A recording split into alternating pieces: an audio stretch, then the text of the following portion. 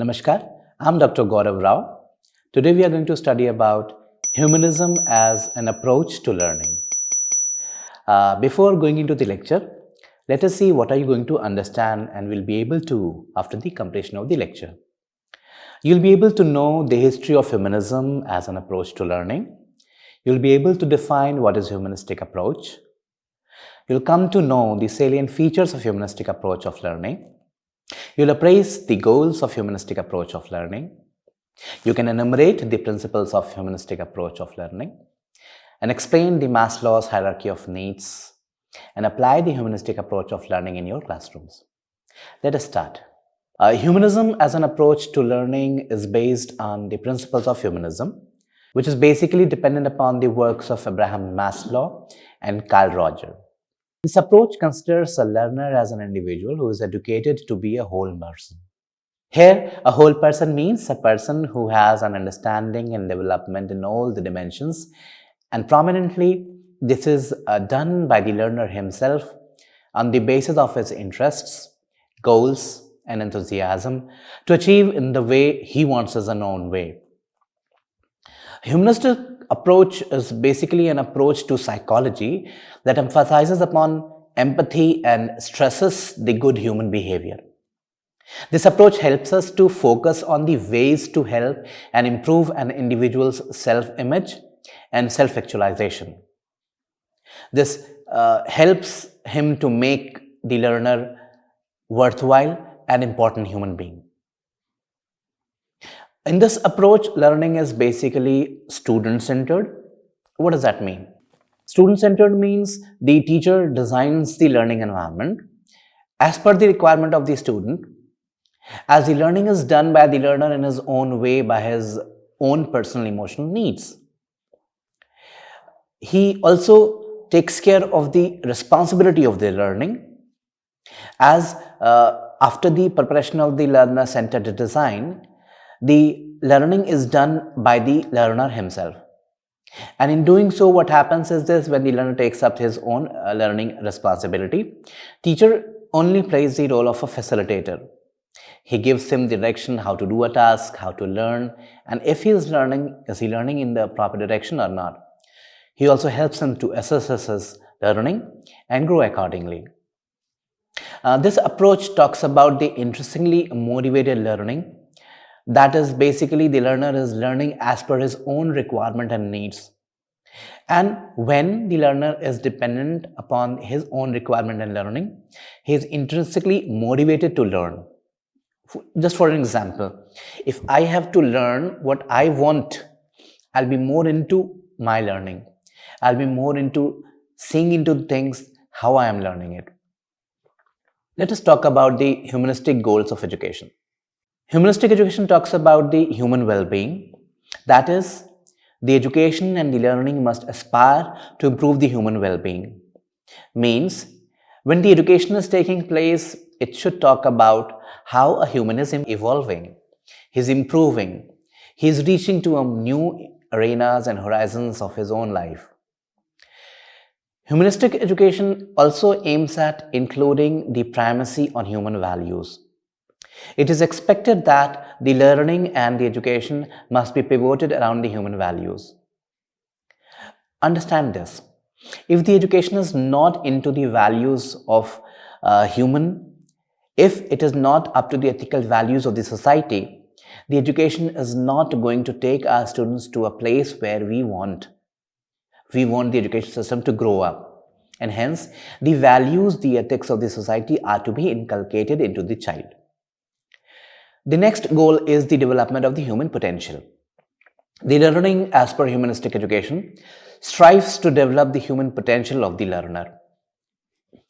Maximum times when the education takes place, we are more interested into telling, informing, and engaging the child into the experiences and the protocols and the problems which we have designed.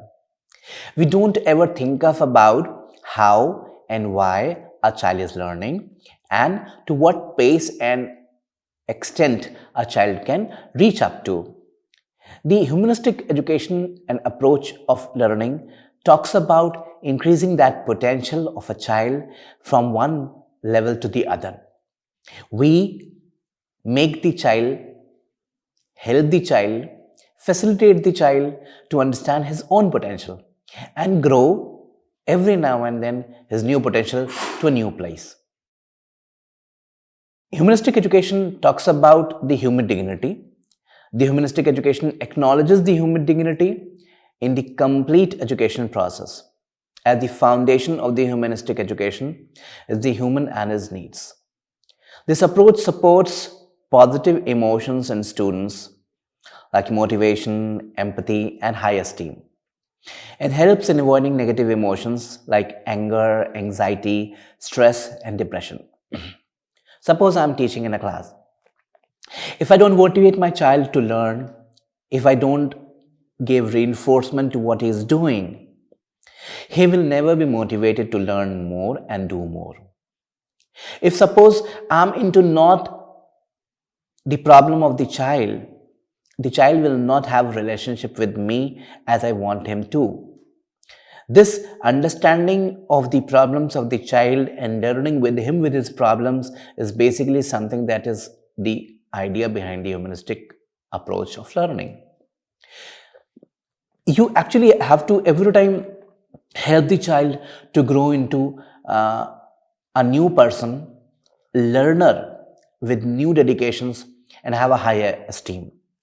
When a child himself develops a confidence and have a high esteem, he himself explores the new areas of learning and he increases his own potential of learning. Whereas on the other side, the negative emotions like anger, anxiety, stress, and depressions are to be curbed. Yes, showing anger is important by the child, but how to cool that down, how to make him understand what he is feeling is a responsibility of the facilitator, that is teacher. You need to understand the basic thoughts that are provoking the child to be angry. And nowadays we are feeling there are so many things that leads to anxiety and depression to the child. It is utmost important time that we take care of all these problems wherein the education does not become a problem to the child but something that he enjoys, he loves to do. Because if he doesn't do that, he won't be able to have accurate lifelong learning. Let us talk about the principles of learning. The humanistic principles talks about the equal rights and social justice. What does it mean? All the learner in a group have the equal right to learn, and to do so, they are free to take any area of learning. This is to be taken care by the teacher that the choice of learning area must be the interest area of the student. He must be comfortable and enthusiastic enough to develop his own area of interest. Like if I am to give my child the assignments, I'll ask them first to decide what they want to, and then I have a chance to give them something what they want to, and then improvise the assignments and make them learn. Let me make you very clear, I did not ask one particular student, I asked the whole class. Means there is a justice that is to be given to the social class of the class. That is, giving everybody the equal opportunity to choice for an assignment. The humanistic approach respects the cultural diversity. It is an approach that recognizes the diversity of knowledge system, worldviews, and conceptions of well-being as a source of wealth. It recognizes diversity of lived realities together with common core of universal values. We have a group of students coming into the class. We have students coming from different backgrounds. Coming from different backgrounds helps the teacher explore the beauty of those backgrounds, those cultural diversities, and hence use it as an asset in teaching and giving them a chance to show what they are and how are they different from each other. The other principle of learning in humanistic approach is the sense of shared responsibility. With the collaborative learning by the learner in a classroom or outside the classroom, the learner has a sense of shared responsibility that they owe the accountability to develop their own understanding and exercise the power of own mental logic to reach to a piece of knowledge. Oh, let us discuss it a bit more. When I am having learners of different class together working in a single group, I need to understand that there are students, those who have different capacities and different potentials. And they all have a different knowledge base. They are coming from whichever place, they have a piece of knowledge that they can use it in the classroom. And in doing so, what happens is that the group that you have taken can be given different responsibilities to complete a task. Let us talk about the objectives of humanism as an approach to learning, which is actually given by Aganis and Berliner 1991. This approach talks about the promotion and development of positive and self-direction and independence in the learner. As we have discussed, giving the responsibility, understanding the cultural diversity, as a written, what happens is this, that the learner is self-directed. He understands his potential, learns learn in his own way, he grows in his own way, and hence he becomes an independent being. Independent being in our society later contributes a lot. They can lead the society, they can take the decisions, and they can contribute to the society independently with free thoughts. The next objective is to develop the ability to take responsibility of what is learned. When the child is self-directed and has the ability to what he has learned, he actually takes the responsibility and is accountable to what he has learned. He can tell about what he has learned, he can tell about why has he learned, and he can also talk about what is the idea behind what he has learned. He can also evolve and explores the new areas of what he has learned. The next objective is to promote and develop the creativity.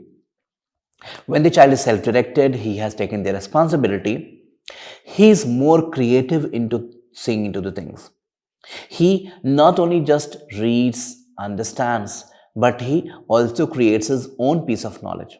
And that is basically the responsibility of the education. Make the child understand and create his own piece of knowledge.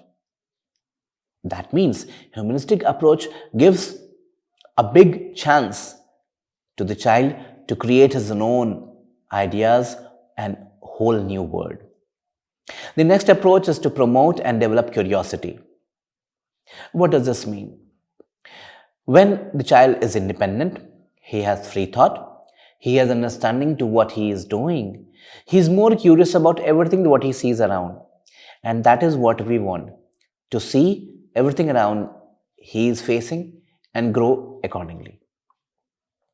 To explain it more, Barrett 2006 said, learning involves the concept of, Barrett said, learning involves the concept of learning through watching the behavior of others, and what results from the behavior, therefore, a teacher is to behave, that is a model to his children.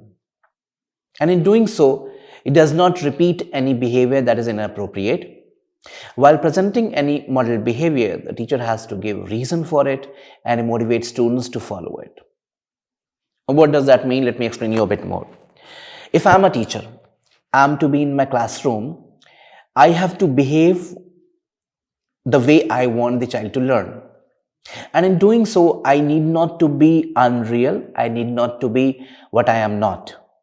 I have to be what I am and make my child understand what I am doing for what I am doing. And basically, as the teachers are the model to the students, do whatever you want your students to do. Whichever things you do is basically being followed by the child. My problem with you sharing this is that you have to take care of all the small things that you behave in a class. Knowingly or unknowingly, the child follows you and he imbibes those qualities, characteristics, behaviors, postures even, and words that you use in his own life. Okay, it might happen that you in one or the other time may come out with some negative expression or something, do share with them why and in what condition you could do that and why did you do that. And you should say sorry and tell them not to use it. You have to inform and enumerate the general skills and how to learn for human values in a group work. You take students to various activities, you give them work, ask the different experienced group to come together and share the responsibility and learn accordingly. After the teacher has done his modeling of behavior to follow, let the learner explore, experiment, invent, and observe his own learning. The learner may be given to develop his own way of assessing strategies. This may be put in conformity of the realistic goals made by the learner. My submission with you all is, when you have modeled your behavior, you have to make your child see that to what extent he is following it and whether what he is doing, does he owe to it or not. Suppose I'm to teach about environment in class. I'll make different learning groups and would like to attempt the students first to share their own personal views about environment. Because they have their own understanding about environment. They have their different environment as well. While sharing own experiences of knowledge, you actually give them the responsibility of one's own learning. He is given to control his learning. The results of control over own learning is that the teacher will only be required as and when the learner to understand the concepts which is not known to the whole of the collaborative group. Give them to talk about environment, what they see around them. Does any one of you see beyond what he said? Like, if I give a child to speak upon an environment, he speaks something about environment, give the other child to talk about the environment. And in doing so, add how he or she is affiliated to that environment and what good and what bad they feel about that environment. When they say about the environment, what they feel good and bad is basically they get to know that this is good and this is bad, and they can feel about it. And that is more important, that is to be taken care of being a humanistic teacher. According to Maslow's, the drive to learn is intrinsic. It talks about the physiological needs that are very important for the child to be taken care of. The physiological needs comprise of air, water, food, shelter, sleep, clothing, and reproduction. After the physiological needs are completed or are fulfilled, the safety needs are important. It is the personal security, the employment, the resources he or she has, the health and the property safety. And after the safety needs are fulfilled, the needs of love and belongingness comes. It comprises of the friendship, the intimacy with persons, the family belongingness, the sense of connection to each member around them. And when this is fulfilled, the esteem need comes into the being. That talks about the respect, the self-esteem, status, recognition, and strength and freedom.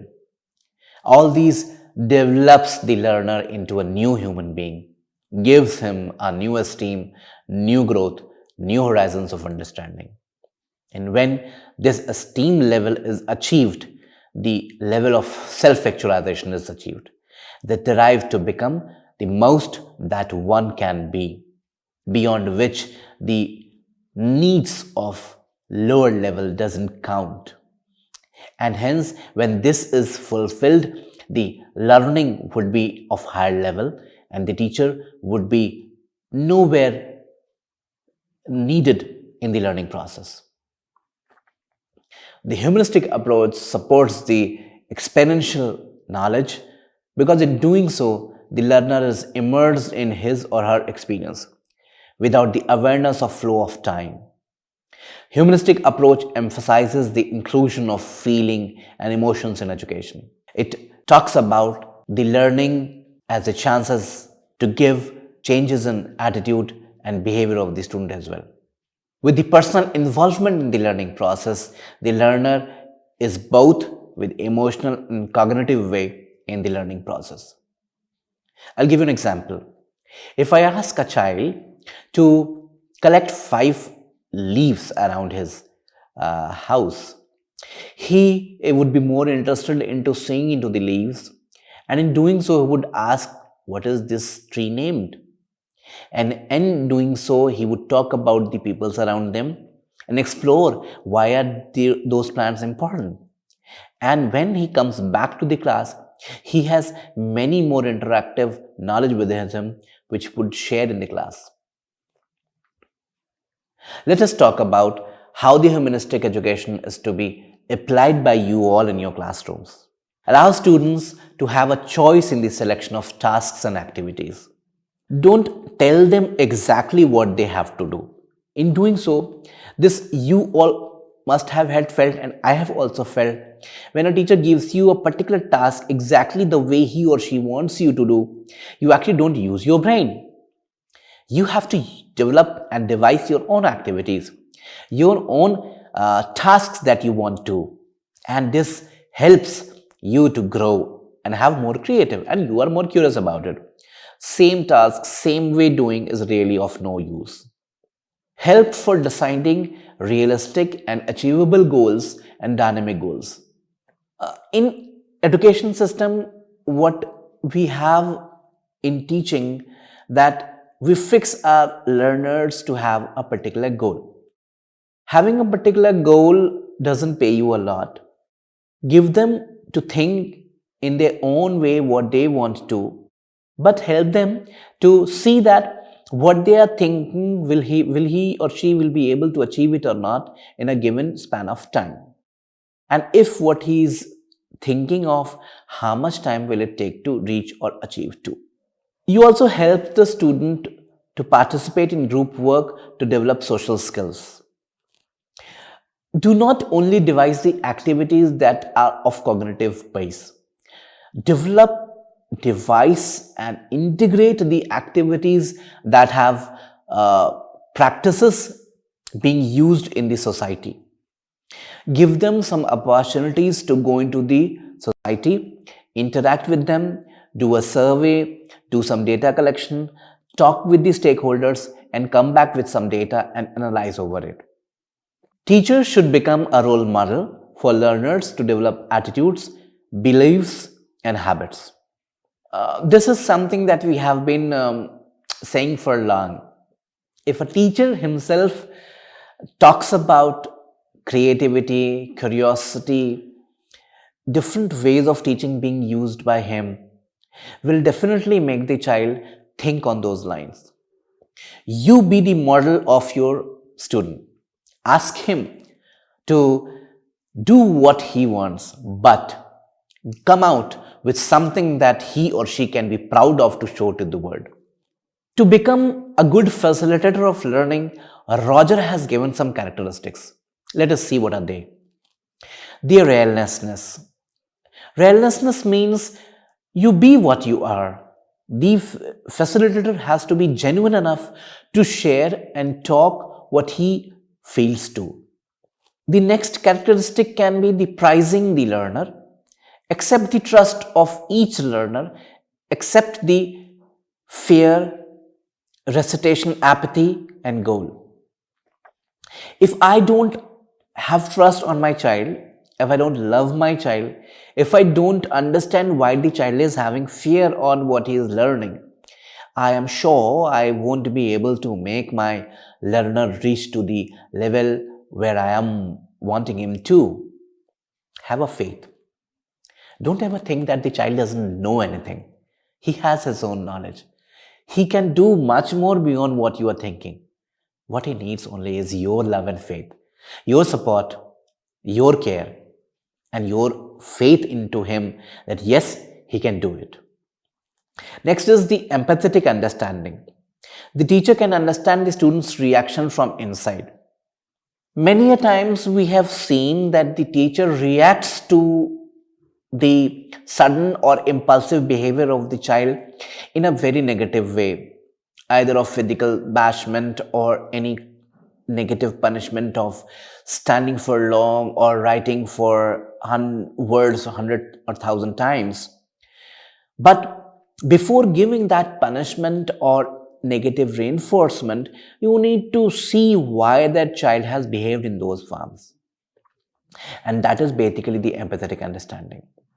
Humanistic approach believes learning as a process which is personal, which attains the self-actualization. Emotional understandings plays and affects the learning a lot. Ultimately, the child is supported by the teacher, and the teacher has to take care that the child is moving from his physiological needs to the self-actualization needs. If he can do that, he is a good teacher and a facilitator. Let us talk about what we have studied till now. That is, we studied about the history of humanism as an approach to learning. We talked about what is humanistic approach. We talked the salient features of humanistic approach of learning. We talked about the goals of humanistic approach of learning. We talked about the principles of humanistic approach of learning. We also talked about how Maslow has given a hierarchy of completion or fulfillment of the needs from the physiological needs to the super-actualization needs. And we have also talked about how to apply the humanistic approach of learning in your classrooms. I hope you would get into the humanistic approach of learning in coming time, and I hope it was an interesting topic to discuss on. Thank you so much for being with me.